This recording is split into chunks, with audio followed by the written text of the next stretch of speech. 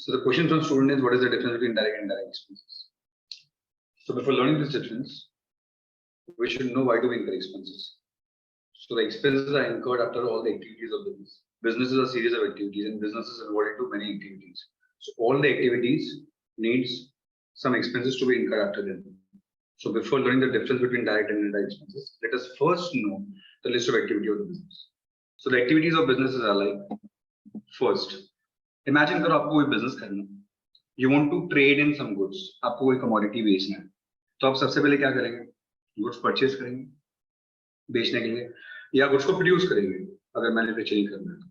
So either purchase or production, both are same. मतलब ये activity का result क्या होगा? You are doing this activity to acquire the goods. पहले आप goods acquire तो कर लो फिर बेचोगे. So पहली activity is acquisition of goods. We name that as either purchase or production activity. Any doubt? No. Now after acquisition of goods, what you will do is you will try to sell the goods. So another activity is selling and distribution activity. What all activities are included in selling? Appoint agent, do advertisement, do whatever is possible to sell your goods. So it is activity number 2. ठीक है. अब purchase और cell तो ये basic activity of business हो गया है, but purchase और सेल्स को स्मूथली चलाने के लिए business needs to have office. कुछ लोग होंगे जो ऑफिस बेयर करते रहेंगे, जो एडमिनिस्ट्रेट करते रहेंगे, कस्टमर को आंसर करते रहेंगे, बिलिंग करते रहेंगे, सप्लायर से बात करते रहेंगे, बाकी सारे अकाउंट मेंटेन करते रहेंगे. सो office and administration is one more activity which is very important activity of the business. ये भी 3 एक्टिविटी में से जो मेन बिजनेस की 3 एक्टिविटी आपकी आंखों के सामने दिख रहा है. One is purchase, other is sale, and to run purchase and sale smoothly you will have to have office, and that activity is office administration activity. ठीक है. अब मुझे बताओ ये सारी एक्टिविटी के लिए पैसा लगता है, तो बिजनेस को फाइनेंस चाहिए ऑब्वियसली. तो फाइनेंस अरेंज करना ये आपकी एक और एक्टिविटी है. तो मैं आपको क्या बताने की ट्राई कर रहा हूँ कि बिजनेस एक्सपेंसेस करता है, बट बिजनेस को एक्सपेंसेस कौन सी एक्टिविटी के पीछे लगते हैं. So first try to know the department of a business. Purchase and production is one department, office is another department, selling is one more department, finance is one more department, right? अब बताइए हमारे discussion में क्या चल रहा है. We are trying to define expenses. तो क्या मैं ऐसे बोलूं कि हर एक एक्टिविटी के पीछे कुछ ना कुछ खर्चे लगेंगे? Every activity will need some expense to be incurred after it. Let us take some examples. If I'm starting with activity number 1, purchase and production. So what all kind of expenses I will need to incur after purchase and production? Here are some examples. Carriage. What is carriage? Carriage is transportation on goods purchase. आप जब भी goods purchase करेंगे तो आसपास से तो नहीं purchase करेंगे, कहीं दूर दूर से परचेज करेंगे, तो उसको वहां से लाने के लिए कैरेज खर्च करना पड़ेगा. फिर उसके बाद वेजेस, गुड्स को उठाएगा कौन, और फैक्ट्री में अगर गुड्स प्रोड्यूस कर रहे हो तो गुड्स को बनाएगा कौन. So whatever amount you pay to workers, it is wages, it is again expense of activity 1. Third name is power and fuel. Tell me, will your factory need power and fuel consumption if you are producing goods? Yes. So ये सारे items नहीं है, these are just 3 examples of expenses related to activity 1. ठीक है. आगे बढ़ते हैं. Office and admin activity. Office में कौन से खर्चे होते हैं? सर ऑफिस में स्टाफ होता है, उनको हम सैलरी पे करते हैं. ये salary is an office expense. अच्छा, स्टेशनरी वगैरह यूज होता है ऑफिस में, एनवेलप होते हैं, मतलब प्रिंटिंग एक्सपेंसेस होते हैं, स्टेपलर्स होते हैं, शार्पनर्स होते हैं, पेंसिल्स होते हैं, सारे स्टेशनरी, गम होते हैं, what not we use in stationery. These are all activity number 2 expense. अब थर्ड एक्टिविटी के एग्जांपल लेते हैं. सेलिंग के लिए क्या खर्च लगता है? आप एजेंट को अपॉइंट करते हैं, कमीशन पे करते हैं, आप गुड्स बेचने के लिए एडवर्टाइजमेंट करते हैं. तो ये सारे एक्सपेंसेस हो गए आपके एक्टिविटी नंबर 3 एक्सपेंस. अच्छा मुझे बताओ फाइनेंस कहाँ से अरेंज करते हैं? लोन लेके. तो लोन के ऊपर क्या पे करते हैं? इंटरेस्ट. तो interest is an example of financial. अब ठीक है, मैं आपके सामने और एक एक्सपेंस बोल रहा हूं. ठीक है. The name of expense is donation. Can anyone of you guess के डोनेशन कौन सी एक्टिविटी से रिलेटेड है?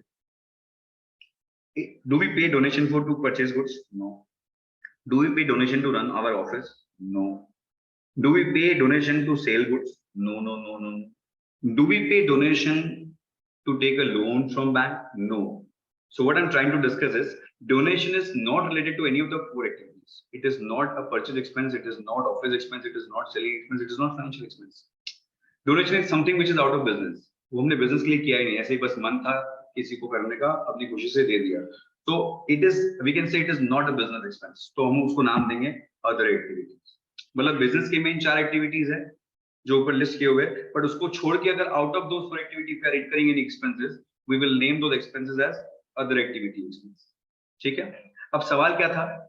सवाल ये था कि sir difference between direct and indirect expense क्या है बताओ. वो तो अभी तक मैंने आंसर किया ही नहीं.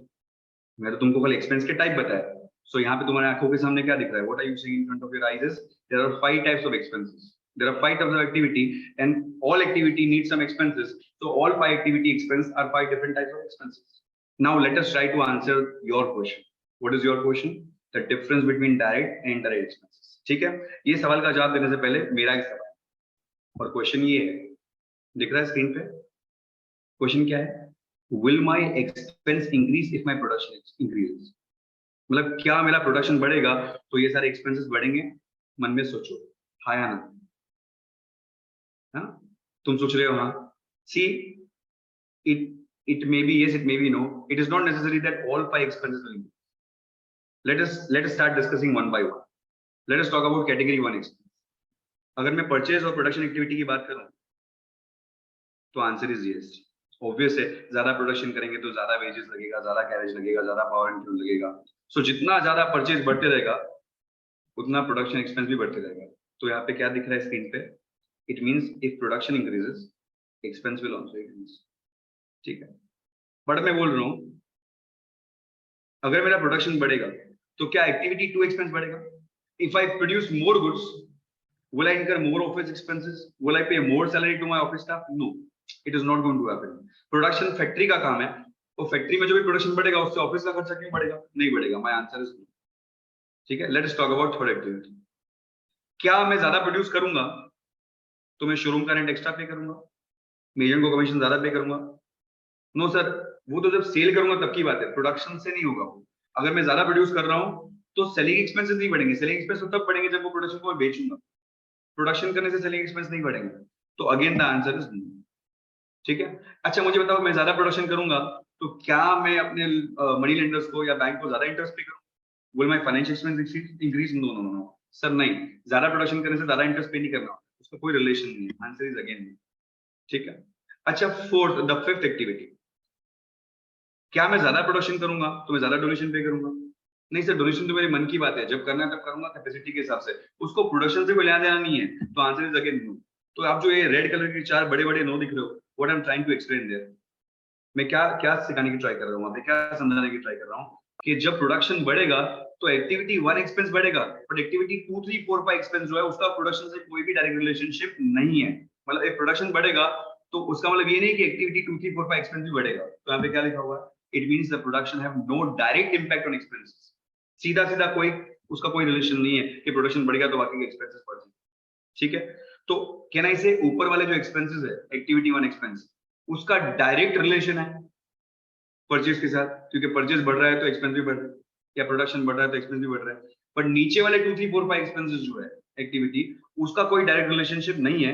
इसलिए हम ऊपर वाली एक्टिविटी 1 एक्सपेंस को डायरेक्ट एक्सपेंस कहेंगे और नीचे वाली एक्टिविटी 2 3 4 5 सब मिला के जो एक्सपेंस है, जो जहाँ पे नो नो नो लिखा हुआ है, उसको इनडायरेक्ट एक्सपेंस कहेंगे. तो ये रहा आपके सवाल का जवाब. आपका सवाल ये था difference between direct and indirect expenses क्या है. तो डायरेक्ट एक्सपेंस एक्टिविटी 1 एक्सपेंसेस है, क्योंकि उसका डायरेक्ट रिलेशनशिप है परचेज के साथ. More the purchase, more the production, more will be the expense. पर एक्टिविटी 2 3 4 5 है जिसका कोई डायरेक्ट रिलेशनशिप नहीं है, इसलिए उसको इनडायरेक्ट एक्सपेंस बोलते हैं. ठीक है, आपके सवाल का जवाब यहाँ पे खत्म होता है. बट एक मिनट और सुन लीजिए. इन the context of topic final account, ये जो सवाल है वो टॉपिक है फाइनल अकाउंट में. फाइनल अकाउंट में एक्सपेंसेस 2 जगह पे लिखे जाते हैं, 2 अकाउंट में, that is trading account and PL account. अगर आपने फाइनल अकाउंट पढ़ा है तो ठीक है. तो in the context of final account, ये direct expenses are recorded in trading account and indirect expenses are recorded in PL account. अब यहाँ पे क्या होता है, क्वेश्चन जब आप फाइनल अकाउंट का प्रॉब्लम सॉल्व करेंगे, जब प्रॉब्लम सॉल्व करेंगे तो आपको एक्सपेंस पढ़ के डिसाइड करना होगा कि वो एक्सपेंस डायरेक्ट है कि इनडायरेक्ट. तो उसके 2 तरीके. वे नंबर 1, आप लॉजिक लगाओ, हर एक एक्सपेंस को पढ़ के सोचो कि वो एक्टिविटी 1 है कि 2 3 4 5 है. अगर आपको लगता है एक्टिविटी 1 है तो वो ट्रेडिंग में लिखा जाएगा, डायरेक्ट एक्सपेंस ट्रीट किया जाएगा. और वो एक्टिविटी 2 3 4 5 हो तो नीचे लिखा जाएगा. चलो एग्जांपल, जैसे मैं बोलूं फैक्ट्री का रेंट, तो फैक्ट्री का rent is factory expense, production activity, तो वो डायरेक्ट एक्सपेंस ट्रीट किया जाएगा, वो ट्रेडिंग अकाउंट में. पर अगर मैं बोलूं ऑफिस रेंट, तो ऑफिस रेंट नीचे लिखा जाएगा क्योंकि वो एक्टिविटी नंबर 2 है. So you will have to relate the item to activity. और दूसरा तरीका, डायरेक्ट एक्सपेंस का एक छोटा सा लिस्ट है जो मैं आपको अभी दिखा रहा हूँ. Here is it on screen. ये लिस्ट को आप याद रख लेंगे तो आपका काम हो जाएगा. देखो ये पूरा लिस्ट नहीं है, बट तुम्हारी जो गवर्नमेंट टेक्स्ट बुक है FIAC की, उसके सारे प्रॉब्लम्स को अगर मैं मिला लूं तो तुम्हारे पूरे क्वेश्चन में मिला के इतने ही direct expense. Here I complete my video. I hope I did not waste your time. I hope you liked it. आपको इस वीडियो में कोई भी डाउट है तो आप ग्रुप पे मैसेज कर सकते हैं. अगर आप ये वीडियो ग्रुप पे नहीं देख रहे, अगर आप डायरेक्ट यूट्यूब पे देख रहे हैं तो आपके फ्रेंड से आप व्हाट्सएप ग्रुप का लिंक ले सकते हैं, जो व्हाट्सएप ग्रुप ने क्रिएट किया हुआ है आपके डाउट एंड क्वेरीज को सॉल्व करने के लिए। ऐसे ही डाउट पूछते रहिए and give us the chance to create more and more content for you. Goodbye, thank you very much.